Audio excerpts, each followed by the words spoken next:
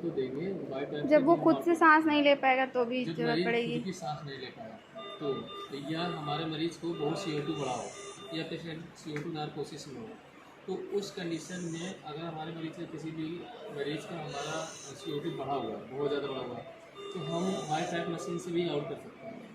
जरूरी नहीं कि हम वेंटिलेटर में डालें तभी वास हो। अगर दूसरी चीज़ हमारा पेशेंट मान लो रेस्पिरेटरी डिस्ट्रेस हो रहा है, तो अगर हमारा पेशेंट वाई पाइप में नहीं करना चाहता है, नहीं मतलब मेंटेन कर रहा है, उस कंडीशन में हम लोग पेशेंट को एक एंडोट्रैकियल ट्यूब डाल करके वेंटिलेट करेंगे। वेंटिलेटर में तभी डालेंगे जब पेशेंट हमारा बिल्कुल थक चुका होगा।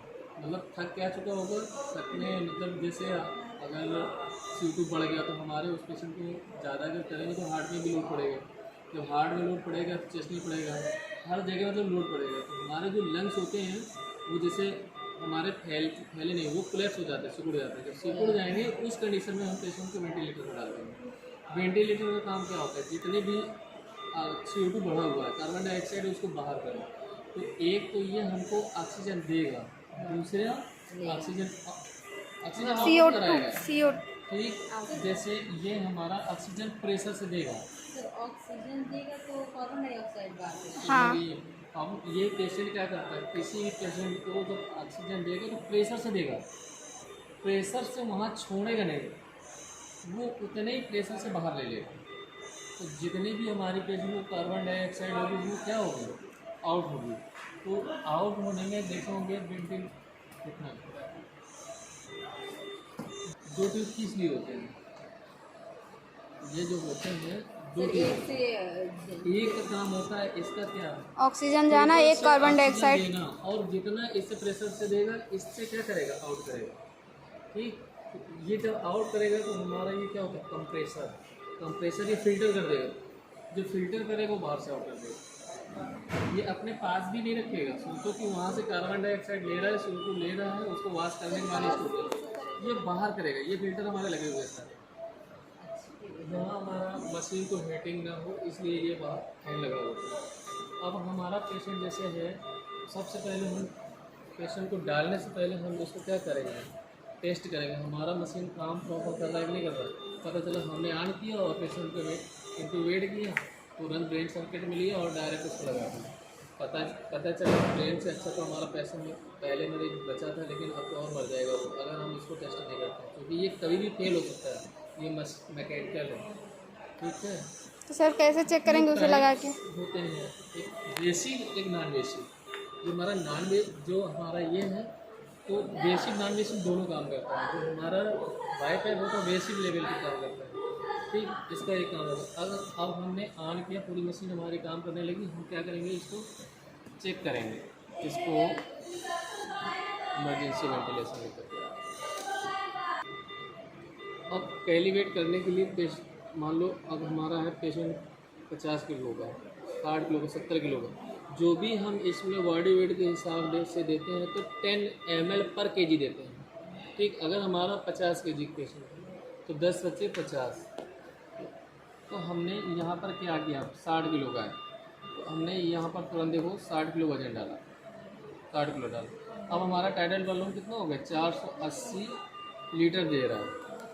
ठीक, हमने कंटिन्यू किया, वेंटिलेशन किया। अब हम क्या करेंगे, कैलिब्रेट करेंगे इसको बंद कर लेंगे। इसको एक ट्यूब होता है, इधर लगाएंगे वो बीच में बंद हो जाता है, लेकिन वो ट्यूब है नहीं अभी, उधर ऐसे रखा हुआ। अब ये कैलिब्रेट करेगा 100%, दो करेंगे। एक हमारा फिल्टर के लिए जब कैलिब्रेट करेगा तो इंडिकेट करेगा, हमारा ये ट्यूब के लिए कैलिब्रेट करेगा तो इंडिकेट करेगा।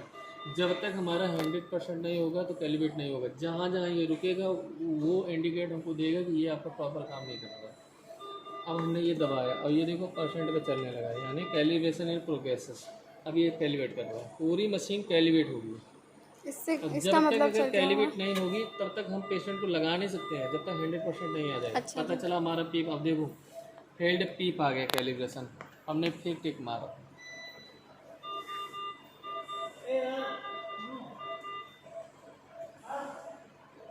अगर ऐसे में लगा दें तो पेशेंट को क्या प्रॉब्लम होगी? बिल्कुल, जब हमारी मशीन ही नहीं रेडी है तो उसको कैसे लगा देंगे, वेंटिलेट ही नहीं हो पाएगा मरीज हमारा। वो बार बार इंडिकेट करेगा कि मैं खराब हूँ। देखो लो एयर प्रेशर बता रहा है, यानी हमारा लो एयर प्रेशर कंप्लीट हो गया, 100% हो गया। अब हम इसको चेक करेंगे। ये हमको ये टेस्ट लंग्स बोलते हैं इसको। पीडिया में अलग होता है, एडल्ट में अलग होता है। अगर हम पीडिया लगा देंगे इसमें तो ये वॉल्यूम, टाइडल वॉल्यूम बढ़ेगा नहीं घटेगा। अगर इसमें एडल्ट में पीडिया लगा देंगे तो टाइडल वॉल्यूम बढ़ेगा। मतलब अगर हमने 20 का रेशियो रखा, 20 kg तो 20 kg ये नहीं लेगा, ये पूरा भरेगा पहले, फिर इसके बाद जब भरेगा तो फिर आउट कराएगा। जब आउट कराएगा तो ये बढ़ जाएगा वेंटिलेटर, टाइडल वैल्यू इसका बढ़ेगा। अब हमने मान लो पेशेंट हमारा RTA का आ गया, RTA गया, वो काम नहीं कर रहा पेशेंट को, तो हम जब भी किसी पेशेंट को लेंगे हम कभी भी SIMD मोड में नहीं लेंगे। इसके कई मोड होते हैं, ये सारे मोड लिखे हुए हैं, इसमें तो कम है मोड। अब जो वेंटिलेटर आ रहे हैं सर्वो वगैरह में वेंटिलेटर, उसमें बहुत मोड होते हैं, करीब 12-13 मोड होते हैं लगभग। तो हम सबसे पहले आया RTA वाला पेशेंट आया, वो नहीं ले पा रहा, तो तुरंत हम प्रेशर सपोर्ट ISMD CPAP में कभी नहीं डालेंगे, उसको पहले डालेंगे वॉल्यूम कंट्रोल का। हमने वॉल्यूम कंट्रोल पे डाल दिया उसको। अब हम उसको क्या करेंगे, हमारा वॉल्यूम टाइडल वॉल्यूम हमारा ये आ गया, एजिकल ये हमारा आ गया, BPM ये आ गया, पीप 6 का आ गया, ऑक्सीजन 100% का आ गया। हमारा पेशेंट देखना अभी लेगा और देगा, ये देखो जिस तरह ये काम करता है वैसे ही पेशेंट के लंग्स काम करते हैं, और उसी हिसाब से ये फुलाता भी है और लेता भी है, देता भी है।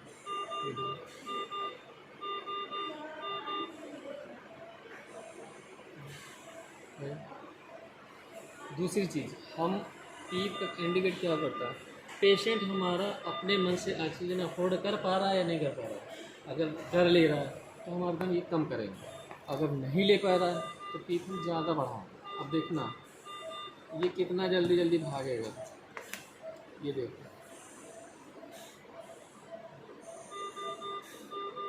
है, यानी मरीज हमारा खुद की सांसें नहीं ले पा रहा है तो हमने बढ़ाया, यानी बढ़ाया ये अब हमारा वेंटिलेटर जो है वो अपने आप वर्क कर रहा है, पेशेंट बिल्कुल भी वर्क नहीं कर रहा है। जैसे अब इससे आउट हुआ पेशेंट, अभी हमको और देखना देंगे 16, अब ये 1 मिनट में 16 बार पंप करेगा, 1 मिनट में 16 बार से 17वीं बार नहीं करेगा और फटाफट करेगा ये। अगर हमारा पेशेंट काम उसके लंग्स ठीक कर रहा है तो हम क्या करेंगे, ठीक 6 कर देंगे। देखना 1 मिनट में उतना ही भागेगा, और हरदम हम ये जो 1 मिनट में 24 बार दे रहे हैं सांस, ये हमारा कम हो गया। ये देखो कितना स्लो चलेगा।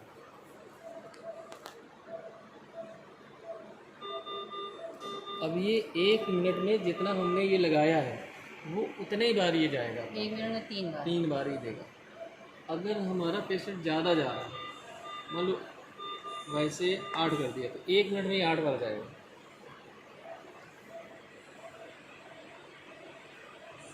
ये देखिए तो ये कितने तक की, मतलब कितना जल्दी जल्दी फास्ट हो सकता है? मैं फास्ट नहीं, पेशेंट के अकॉर्डिंग हमारा पेशेंट कितना आएंगे, और जैसे हम बढ़ेंगे वैसे ये घटेगा। अब हमारा वाश कराने के लिए क्या करेंगे, इसका इक्वल टू ये कराएंगे,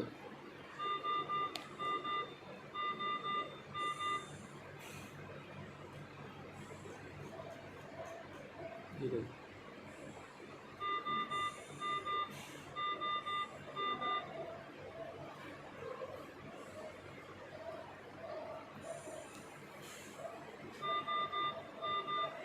इक्वल टू 129। अब ये क्या कर रहा है, जितनी भी इसका गंदगी हो गया, जितना भी कार्बन डाइऑक्साइड CO2 बढ़ा होगा वो क्या कर रहा है, अब वाश कर रहा है। अब ये देखो, इसका देखो